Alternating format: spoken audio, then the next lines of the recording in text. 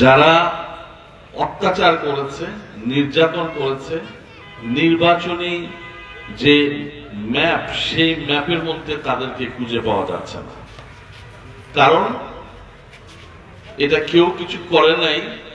তাদের প্রধান মানুষ, প্রধান ব্যক্তি, সেই নেত্রী থেকে শুরু করে তাদের সেই মসজিদের বয়তুল মোকাররমের খতিব, এরা সব পালিয়ে গেছে। এটা আমাদের সাধারণ জনগণের কিছু করণীয় ছিল না।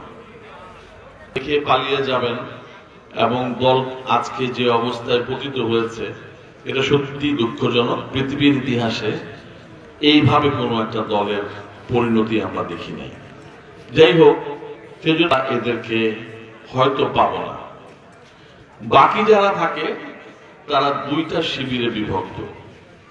একটা হচ্ছে জাতীয়তাবাদী শক্তি, যার নেতৃত্ব দিচ্ছে বিএনপি, আর একটা হচ্ছে এই ইসলামিক শক্তি, এবং তার সাথে আরো একটা শক্তি এখন যোগ হয়েছে, সেটা হচ্ছে ছাত্রদের শক্তি। এরা প্রত্যেকেই প্রত্যেকের জায়গায় কিন্তু একটা জায়গায় তাদের কিন্তু স্লোগান সবার একটাই। সেই স্লোগানটা হচ্ছে সবার আগে বাংলাদেশ, সবার আগে বাংলাদেশ। এই স্লোগানটা যদিও আমাদের নেতা তারেক রহমান সাহেবের দেওয়া, কিন্তু আমরা দেখেছি যে সবাই এই বিষয়ে একমত।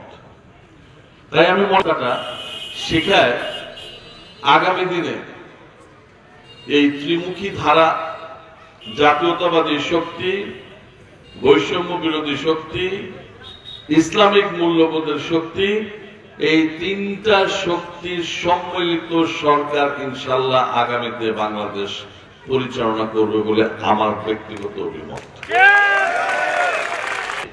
15টা বছর যেটা ধরে রেখেছেন আমাদের অ্যাক্টিং চেয়ারম্যান তারেক রহমান সাহেব, তার নেতৃত্বে আমরা অত্যন্ত শক্তিশালী শক্ত অবস্থানে বিএনপি এখন অবস্থান করছে। এটার সাথে